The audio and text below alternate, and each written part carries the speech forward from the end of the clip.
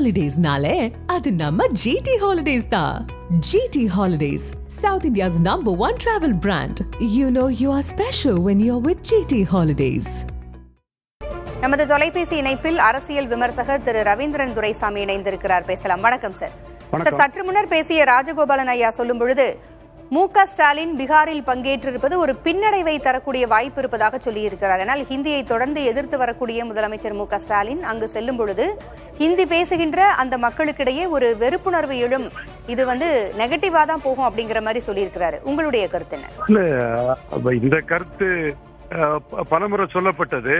அங்க தமிழ்நாட்டில் உள்ள விஷயத்தை வச்சு அங்க பீகார்ல உள்ளவங்க எல்லாம் வாக்களிப்பாங்களாங்கிறது ராஜகோபாலன் அவர் தான் சொல்லணும். மற்றபடி இது திமுக காங்கிரஸ் ஒன்னா இருக்கிறாங்க, தொடர் வெற்றியில இருக்கிறாங்க. அது ஒரு காம்பினேஷன் கெமிஸ்ட்ரியில அவங்க தோல்வியடைஞ்ச எல்லாரும் 2019 இருந்தே ஒரு அணியா நின்று அவங்க தொடர் வெற்றியில ஒரு கெமிஸ்ட்ரி இருக்கு அவங்களுக்கு. அந்த வகையில திமுக நடத்தக்கூடிய ஒரு சாதாரண போராட்டத்திற்கும் ராகுல் காந்தி டெல்லியில கலந்துக்கிறாரு, இவங்களும் அதுல கலந்துக்கிறாங்க. இந்த அணி அமைவதற்கு முன்னாடி காங்கிரஸ் கட்சிக்கு கன்னியாகுமரி தொகுதி தவிர எங்கேயுமே டெபாசிட் கிடையாது. 4.3% வாக்கு தான் காங்கிரஸ் எடுத்திருந்தது. அதே வேளையில திராவிட முன்னேற்ற கழகமும் 27% வாக்குகள் தான் எடுத்திருந்தாங்க. இந்த அணில 2 முக்கியமான கட்சிகள், அவங்க தொடர் வெற்றியில இருக்கிறாங்க. இன்னைக்கு பீகார்ல தேஜஸ்வி யாதவ், ராகுல் காந்தி இவங்க அழைப்புல அங்க வெற்றி பெற்று இருக்கிறது.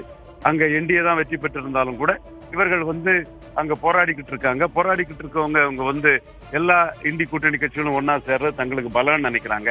ராகுல் காந்திய ஸ்டாலினை ஒரு அசட்டு நினைச்சு ஸ்டாலினை கூப்பிட்டு இருக்கிறாரு.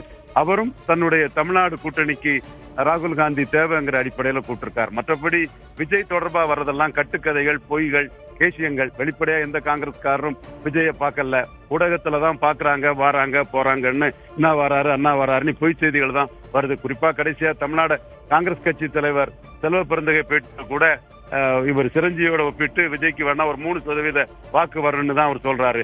பலன் நிரூபிக்காத அன்டெஸ்டட் நாட் ப்ரூவ்டு விஜய் கூட காங்கிரஸ் மட்டும் இல்ல எந்த கட்சியுமே கூட்டணி வர்றதுக்கு வாய்ப்பு இல்ல. ராஜகோபாலன்கள், இவர் நித்யானந்தங்கள், இவர் குமார் போன்ற என்னுடைய சகோதரர்கள், என்னுடைய கொள்கை உணர்வு கொண்டவர்கள் ஆதாரம் இல்லாத செய்திகளை சொல்லிட்டு இருக்கிறாங்க.